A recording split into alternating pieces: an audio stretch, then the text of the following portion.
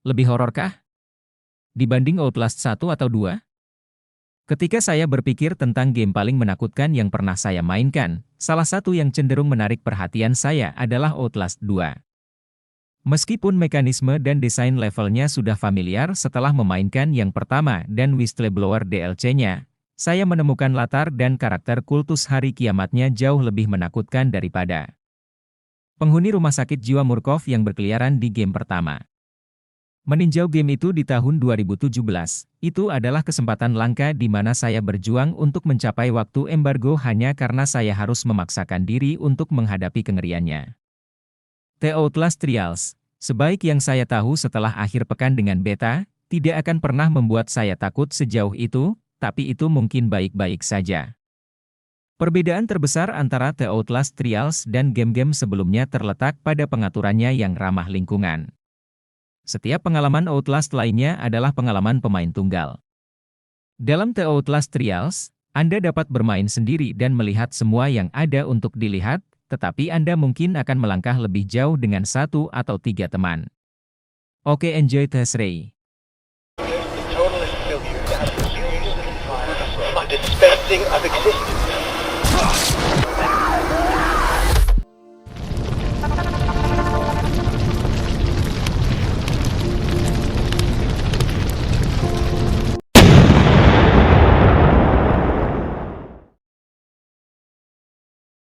The Outlast Trials menempatkan pemain sebagai tikus lab figuratif dalam labirin kengerian Murkoff yang tidak etis. Di beberapa peta, meminjam istilah dari game yang biasanya tidak seperti Outlast, tim yang terdiri dari hingga 4 orang akan bekerja sama untuk menyelesaikan serangkaian tugas sambil menghindari musuh mengerikan yang mengintai aula. Sekilas gameplay akan menyarankan hal-hal yang tidak jauh berbeda. Sebagian besar Anda masih akan terseok-seok melalui lorong-lorong gelap di lubang neraka terkutuk sementara penjahat tak terkalahkan mengintai di dekatnya berharap untuk melukai Anda. Tetapi bahkan kerutan sederhana saat berjongkok dalam kegelapan bersama teman-teman memberi The Outlast Trials perasaan baru, dan perbedaannya tidak berakhir di situ.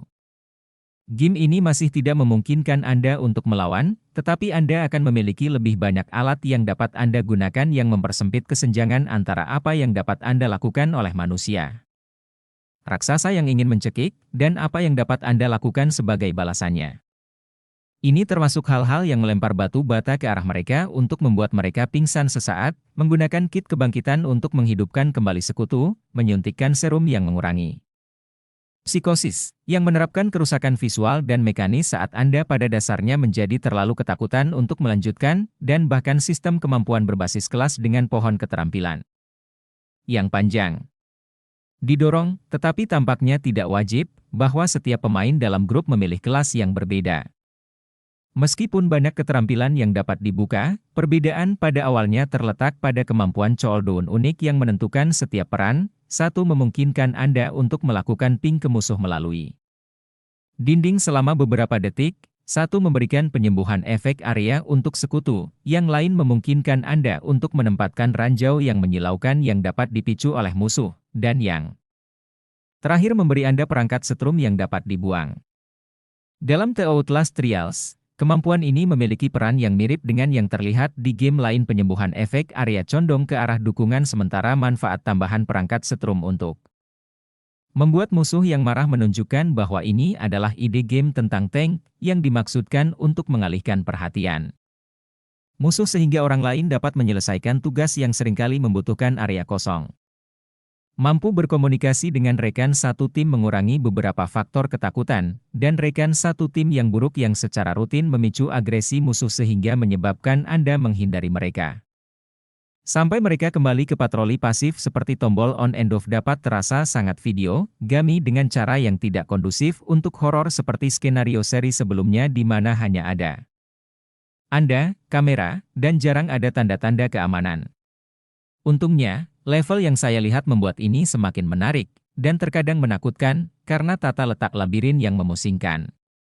Pintasan, pintu yang tidak dapat dibuka, dan lorong tersembunyi semuanya berlimpah, yang berarti permainan awal terdiri dari beberapa opsi, tetapi jika Anda memprioritaskan melakukannya, Anda akan Segera menemukan atau membuat jalur alternatif yang memberi Anda keuntungan atas musuh yang umumnya menempel pada jalur premade. Perbedaan ini mungkin yang terbaik dari The Outlast Trials yang pernah saya lihat sejauh ini. Hidup lebih lama dokter sering bekerja karena hanya ada satu cara untuk melarikan diri dari situasi. Begitu Anda tahu kemana harus pergi, Anda tahu bahwa pada akhirnya Anda harus berani menghadapi lingkungan yang tidak bersahabat dan melakukannya. The Outlast Trials menggantikan kekuatan dengan kekuatan. Ada lebih banyak ruang gerak untuk ekspresi pemain, yang berarti sekarang ada celah keterampilan yang harus diperhitungkan.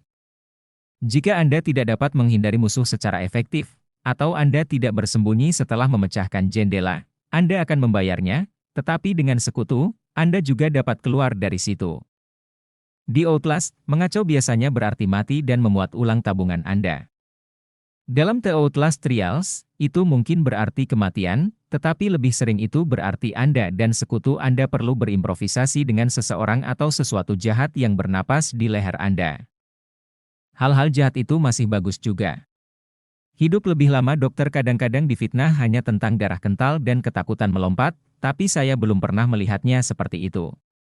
Rasa takut yang membayangi dan penjahat sentral yang berkesan adalah apa yang selalu mengatur hantu-hantu lainnya, dan The Outlast Trials masih menunjukkan kilatan keduanya, seperti dalam tutorial. Tambahan yang memainkan lebih seperti permainan khas dalam seri, dan dibintangi penjahat tanpa henti yang berpakaian agak mirip Leatherface kecuali persona boneka kaos kakinya yang bergoyang-goyang. Di lengannya dengan suara yang berbeda dan menyeramkan. Saya penasaran untuk melihat bagaimana cerita menyeluruh diceritakan dalam kerangka yang ditata ulang ini.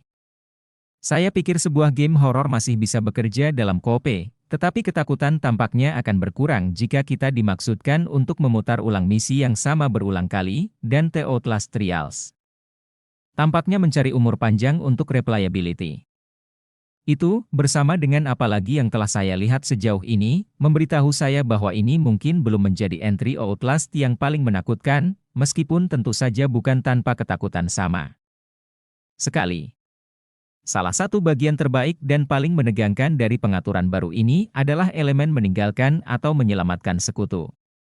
Anda akan membutuhkannya, tetapi berapa biayanya?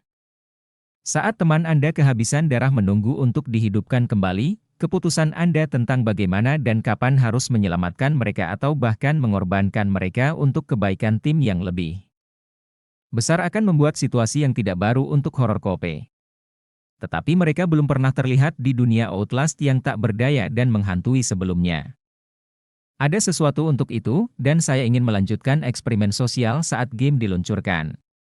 The Outlast Trials sangat terasa seperti serial yang terlahir kembali untuk audiens yang sedikit berbeda.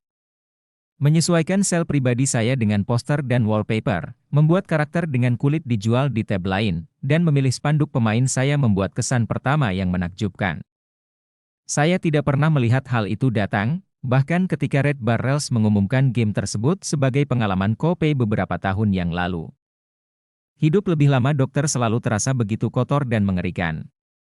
Dunianya masih membawa tanda tangan itu, tetapi terlihat berbeda dalam konteks kerjasama, dan perlu dibiasakan.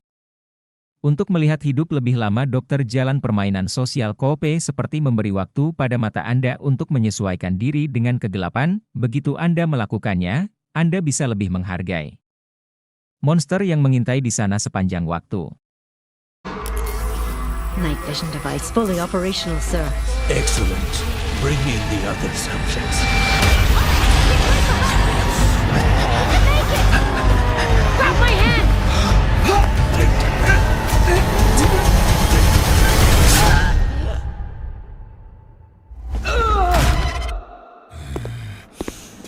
Just